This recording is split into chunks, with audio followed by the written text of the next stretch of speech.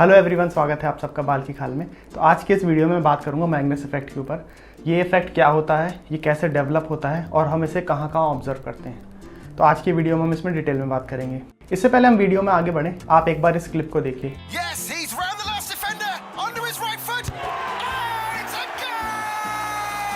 तो इस वीडियो में गौर करने वाली बात ये थी, अगर आपने ध्यान से देखा होगा तो फुटबॉल का पाथ जो है वो एक कर्व पाथ था, ना कि एक स्ट्रेट पाथ।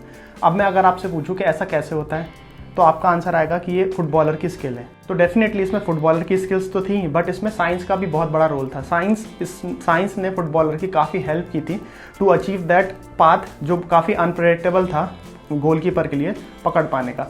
तो आज हम समझेंगे ये कैसे होता है और इसके पीछे की प्रिंसिपल को, और ये फोर्स कैसे डेवलप हो रहा है, इसकी मैकेनिज्म को काफ़ी डिटेल में समझेंगे। तो चलिए शुरू करते हैं। तो चलिए सबसे पहले हम ये समझते हैं कि मैग्नस इफेक्ट होता क्या है। मैग्नस इफेक्ट वो इफेक्ट है जो हर उस बॉडी में अप्लाई होता है जब अगर कोई बॉडी एक फ्लूइड में ट्रैवल कर रही हो, जैसे कि हवा और पानी, और वो साथ साथ स्पिन कर रही हो।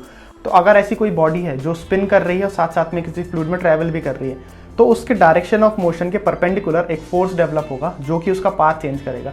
इसी को हम कहते हैं मैग्नस इफेक्ट। फॉर एग्जाम्पल, जैसे कि अगर मैं इसको एक बॉल मान लूँ और अगर ये बॉल एयर में ट्रैवल कर रही है और साथ साथ में स्पिन भी कर रही है, तो इस पर एक परपेंडिकुलर फोर्स डेवलप होगा। अब ये परपेंडिकुलर फोर्स इस डायरेक्शन में भी हो सकता है और इस डायरेक्शन में भी हो सकता है। ये फोर्स इस बॉल को स्ट्रेट ना ले जाके इसका पाथ चेंज करेगा कर्व में। यही होता है मैग्नस इफेक्ट। तो अब मैं मैग्नस इफेक्ट में जो फोर्स है वो कैसे डेवलप होता है उसकी मैकेनिज्म आपको बताता हूँ। इस फोर्स के डेवलप होने के पीछे एक बहुत ही फंडामेंटल और बेसिक कॉन्सेप्ट है जिसे हम कहते हैं बर्नौलीज थ्योरम। तो बर्नौलीज थ्योरम हम सबने अपनी स्कूल लाइफ में पढ़ी है, लेकिन मैं यहाँ पर आपको प्रैक्टिकली समझाऊंगा कि एक्चुअली बर्नौलीज थ्योरम क्या होती है और कैसे काम करती है। अब एक यूनिवर्सल लॉ हम सभी जानते हैं कि एनर्जी जो है वो कंजर्व रहती है। इसका मतलब ये कि एनर्जी को ना हम क्रिएट कर सकते हैं ना हम ख़त्म कर सकते हैं, बस वो एक फॉर्म से दूसरे फॉर्म में ट्रांसफॉर्म होती है। तो इसी कंजर्वेशन ऑफ एनर्जी को बर्नौलीज ने काफ़ी अच्छे तरीके से कहा जब वो फ्लूइड्स पे रिसर्च कर रहे थे।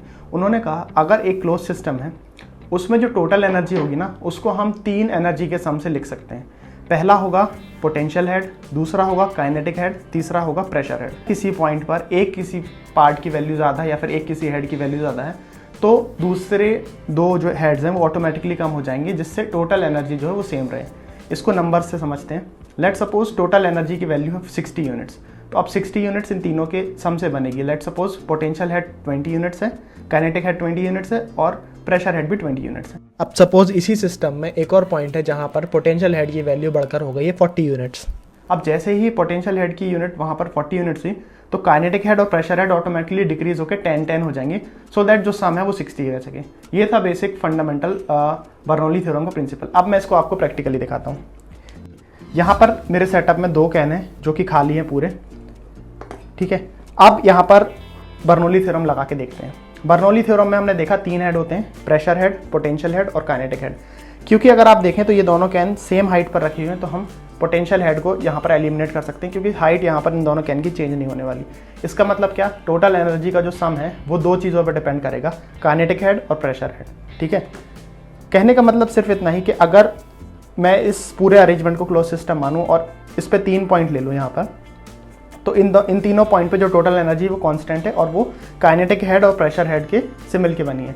और अगर किसी भी पॉइंट पर एक हेड की वैल्यू बढ़ेगी तो दूसरा हेड कम हो जाएगा। फॉर एग्जांपल, अगर मैं यहाँ पर एयर ब्लो करके काइनेटिक हेड की वैल्यू बढ़ा दूँ तो यहाँ पर प्रेशर डिक्रीज हो जाएगा और जो बाहर वाले पॉइंट है वहाँ प्रेशर उतना ही रहेगा। इस वजह से होगा क्या, एक फोर्स डेवलप होगा जो इन दोनों कैन्स को आपस में एक दूसरे की तरफ खींचेगा। अगर ऐसा होता है तो बर्नौली का कहना एकदम सही है। तो चलिए इसको देखते हैं एक बार। ये दोनों कैन्स एकदम बराबर रख देता हूं मैं। अभी देखिए, इसको एक बार और दिखाता हूं आपको। तो देखा आपने कैसे ये दोनों कैन्स एक दूसरे की तरफ अट्रैक्ट हो रहे हैं। अब इन दोनों के अट्रैक्ट होने के लिए जो फोर्स डेवलप हो रहा है वो प्रेशर डिफरेंस से क्रिएट हो रहा है, और ये प्रेशर डिफरेंस हमने कैसे अचीव किया, वेलोसिटी में डिफरेंस लाके। अब सिमिलर चीज़ हो रही है हमारे फुटबॉल के साथ भी। आइए उस सिनेरियो को समझते हैं। फुटबॉल के केस में ये होता है जब फुटबॉल हवा में ट्रैवल कर रही है और साथ साथ में स्पिन कर रही है। लेट सपोज फुटबॉल इस डायरेक्शन में ट्रैवल कर रही है, तो सामने से एयर आएगी। तो इसके 2 एंड अगर मैं मानूँ, पॉइंट 1 और पॉइंट 2। अब पॉइंट 1 जो है वो हवा की डायरेक्शन में मूव कर रहा है, लेकिन पॉइंट 2 जो है वो हवा के अपोजिट डायरेक्शन में मूव कर रहा है। अब इससे होगा क्या, जो पॉइंट हवा के डायरेक्शन में मूव कर रहा है वहाँ से एयर बहुत इजीली फ्लो होगी और वहाँ पर एयर की वेलोसिटी ज़्यादा रहेगी। लेकिन जो अपोजिट एंड है, जहाँ जो हवा के अपोजिट डायरेक्शन में, वहाँ पर एयर का फ्लो थोड़ा कम होगा, वहाँ जिस कारण से वहाँ की एयर की वेलोसिटी कम हो जाएगी। अब बर्नौली थ्योरम के अकॉर्डिंग क्या होगा, एनर्जी जो है वो सेम होनी चाहिए, मतलब दोनों में हमें वेलोसिटी डिफरेंस दिख रहा है, मतलब प्रेशर डिफरेंस भी आ जाएगा। जैसे ही प्रेशर डिफरेंस आएगा, ये प्रेशर डिफरेंस एक फोर्स क्रिएट करेगा जो कि बॉल को हाई प्रेशर से लो प्रेशर की तरफ मूव करेगा या फिर धकेलेगा। इसी फोर्स डेवलप होने के कारण जो फुटबॉल थी वो एक कर्व पाथ में ट्रैवल कर रही थी। अब ऐसा नहीं है कि अकेला ये फुटबॉल में काम होता है, बहुत सारे स्पोर्ट्समैन जो है इसका फ़ायदा उठाते हैं। जैसे क्रिकेट में भी जो स्पिनर्स होते हैं वो अनइवन फ्लाइट या फिर डिप जो है बॉल का वो अचीव करते हैं मैग्नेस इफेक्ट का यूज़ करके, क्योंकि बॉल को वो रोटेट कराते हैं, स्पिन कराते हैं, जिससे प्रेशर डिफरेंस क्रिएट होता है और बॉल अनयूजुअल हाइट लेती है या फिर अनएक्सपेक्टेडली डिप हो जाती है। सिमिलरली बास्केटबॉल, टेबल टेनिस, कोई भी स्पोर्ट्स जिसमें एक बॉल है और जो स्पिन हो रही है उसमें मैग्नेस इफेक्ट का यूज़ होता है। अब मैग्नेस इफेक्ट के बहुत यूज़फुल एग्जांपल्स भी हैं, जैसे कि आप इस शिप को देखिए, ये एक सेल बोट है।